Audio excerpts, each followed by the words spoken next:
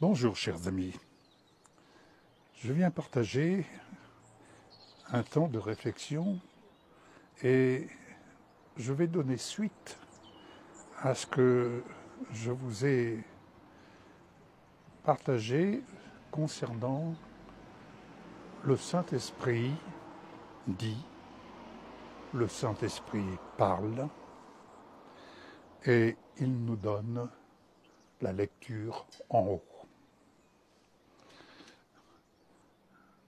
Nous avons commencé notre vie chrétienne dans ce que nous avons appelé,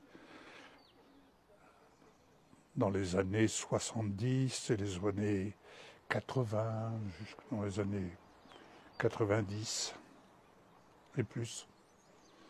Mais nous avons appelé ça le réveil charismatique, c'est-à-dire l'action de l'esprit qui suscitait au travers des membres du corps de Christ, nés de nouveau, animés par l'action de l'esprit, car chaque pierre vivante était censée être le temple du Saint-Esprit, autrement dit, comme je l'ai déjà souligné, ce temple où nous sommes animés par le Saint-Esprit, dès lors que nous apprenons à vivre avec toute l'attention que nous portons à l'œuvre de Dieu et surtout prêtons notre oreille, notre cœur, notre esprit à l'action divine qui nous anime dans notre relation vivante avec notre Seigneur Jésus. Je me permettrai de vous partager du vécu, et je dirais de notre vécu, pour ne pas dire de mon vécu, et qui me permet aujourd'hui de poursuivre en étant soumis au chef de son armée, Jésus-Christ. Donc, soumettant mon esprit au chef Jésus-Christ, chef de son Église, je peux me permettre de parler du plaisir que l'Esprit Saint nous procure dans le quotidien, dans les moindres choses. Il nous est dit, fidèle dans les petites choses, je t'en confierai de plus grandes. Suivre les directives que nous inspire l'Esprit Saint, c'est un plaisir. Et c'est ce qui nous donne de l'assurance, c'est ce qui nous donne de l'enthousiasme, c'est ce qui nous donne vraiment d'être animés par l'Esprit qui vise à faire de nous des conquérants. Des conquérants, et on fait reculer les ténèbres. Je vous donnerai un exemple, je vais fonder ça sur la parole. Vous lisez dans l'Épître aux Corinthiens l'exemple des églises de la Macédoine. J'en ai déjà parlé, mais pour donner suite à ce que j'ai à vous donner. Si nous prenons l'exemple de des églises de la Macédoine, elles étaient dans les tribulations, elles étaient dans la pauvreté profonde, bref, elles étaient vraiment face à de sérieux défis, comme d'autres ont pu faire face et comme ça peut encore exister de notre temps. Mais ce qui est intéressant de voir, c'est que, alors que les saints, comme on les appelle, en Jésus-Christ, nous sommes rendus saints par l'œuvre de Jésus, pas par nos propres œuvres, mais par l'œuvre de Jésus, nous sommes rendus saints. Les saints qui étaient à Jérusalem étaient dans de grands besoins. Alors écoutez cette parole que je vous dis. Si un membre souffre, tout le corps souffre. Entendez, si un membre est dans le besoin, tout le corps est dans le besoin. C'est alors qu'une collecte est organisée pour apporter un soutien, pour apporter secours aux saints qui sont à Jérusalem. Et les chrétiens de la Macédoine, dans leur situation, pauvreté profonde, demandent à l'apôtre Paul d'avoir part à cette grâce, de participer. Et ce que l'apôtre Paul va, bien entendu, être reconnaissant, mais comprenant leur situation, il leur dit, il leur fait comprendre, pensez d'abord à vos besoins. Écoutez, il y a une loi divine. Le cultivateur veut récolter, il ne peut récolter que si il se met à semer.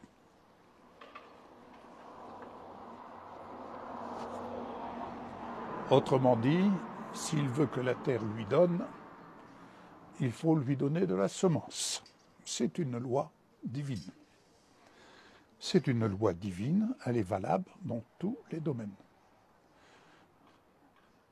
Toujours est-il que les chrétiens de la Macédoine vont insister.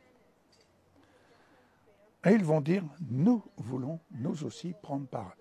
À noter qu'ils étaient dans leur situation dans une joie débordante.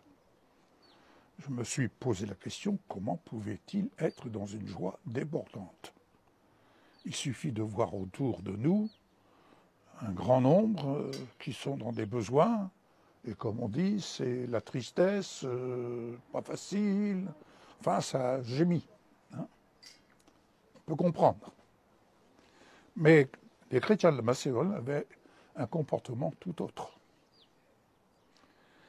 Et donc, ils se sont d'abord donnés eux-mêmes au Seigneur. La question peut se poser, mais ils connaissaient le Seigneur, ils le servaient, ils étaient dans la foi. Pourquoi se donner au Seigneur? En définitive, ils se sont donnés au Seigneur afin de recevoir la directive de l'Esprit dans ce qu'ils pouvaient être rendus capables de faire. Non pas par leurs propres moyens, mais de faire d'une façon miraculeuse, d'une façon divine, ce que l'Esprit de Dieu voulait démontrer à partir de ses bien-aimés et surtout dans le contexte dans lequel ils se trouvaient. Et c'est alors que Paul va souligner, ils se sont d'abord donnés eux-mêmes au Seigneur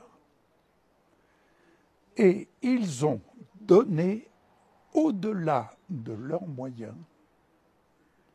Ils ont donné selon leurs moyens, mais il souligne même au-delà de leurs moyens. Ah, bien aimé. Je trouve ça très, très merveilleux et très encourageant.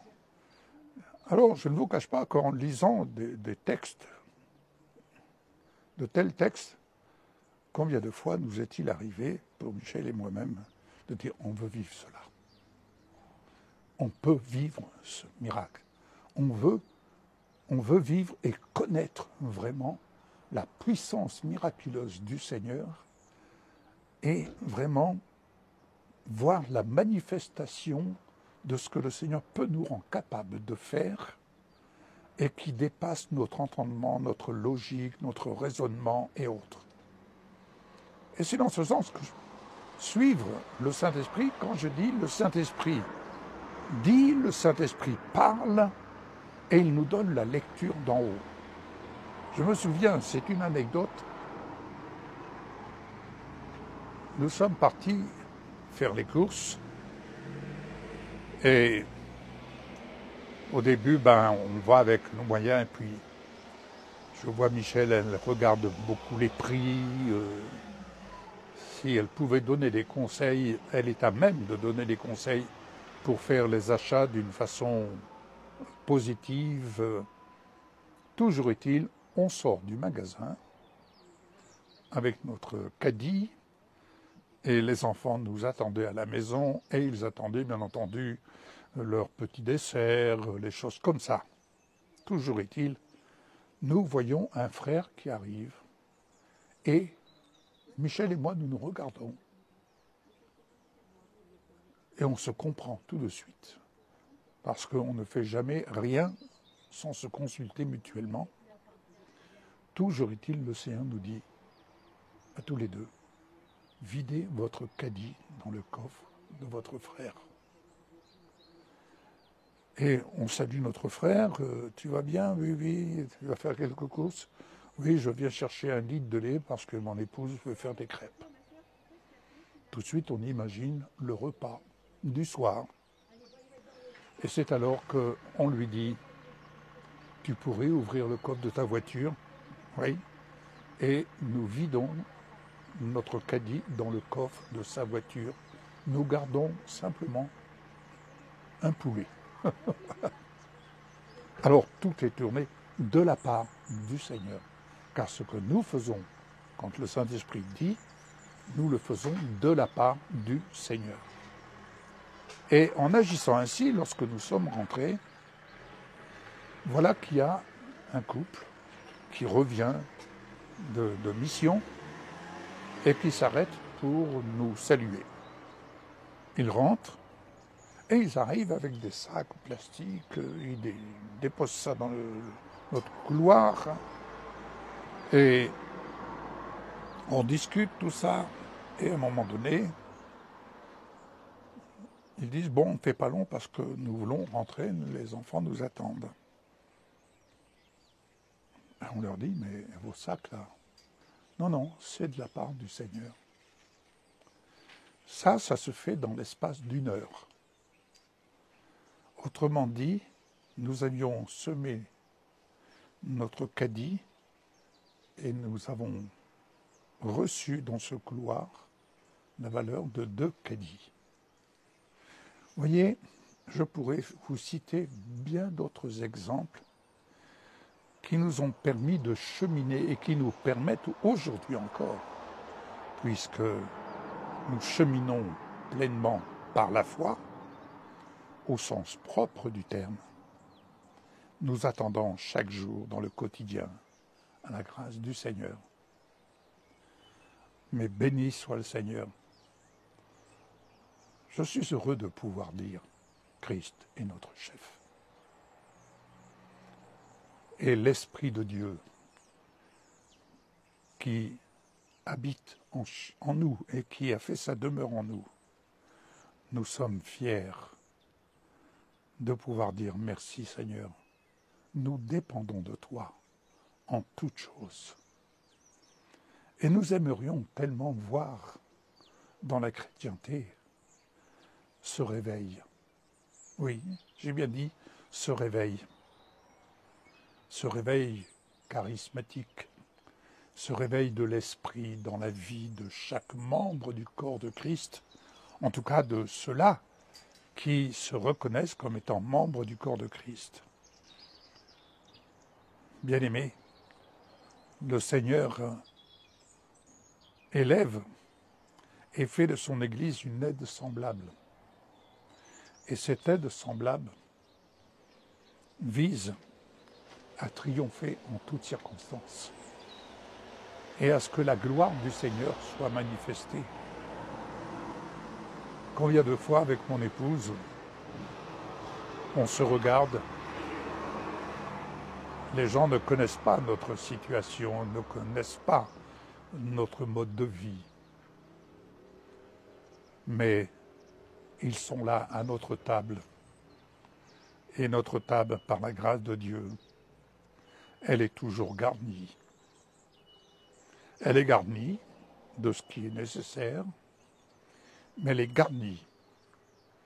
Mais béni soit le Seigneur, car nous pouvons dire, nous sommes des semeurs, mais le semeur et le moissonneur se suivent de près et tous les deux se réjouissent ensemble. Alors, je vous exhorte, bien-aimés, à être désireux d'être animés de l'Esprit de Dieu et de vivre en ayant la lecture en haut de ce que le Saint-Esprit peut vous amener à vivre avec lui dès lors que vous avez l'oreille, dès lors que votre esprit est à l'écoute et que vous ayez la lecture d'en haut, car le Seigneur fait de nous, comme il veut faire de vous, des instruments de bénédiction. Et vous aurez tout lieu de pouvoir tirer votre fierté dans le Seigneur, de dire « Seigneur, merci pour ce que tu m'apprends à vivre. » Parce que je peux dire, c'est une vie valorisante. Oui, le Seigneur veut rendre votre vie valorisante, autrement dit, votre vie utile, dans l'humilité, dans la discrétion, mais soyez assurés que si vous êtes à l'écoute et si vous êtes désireux de faire passer le royaume de Dieu avant tout, eh bien, vous vivrez miracle sur miracle. Ne cherchez pas à savoir comment le Seigneur peut faire. Il peut vous rendre capable de faire au-delà de ce que vous pensez ou imaginez. C'est une question de foi, une question d'amour. Puissiez-vous vous laisser animer par l'Esprit de Dieu. Et soyez au nombre des conquérants. À très bientôt. Que le Seigneur vous inspire. Soyez bénis par cette exhortation. À bientôt. Au revoir.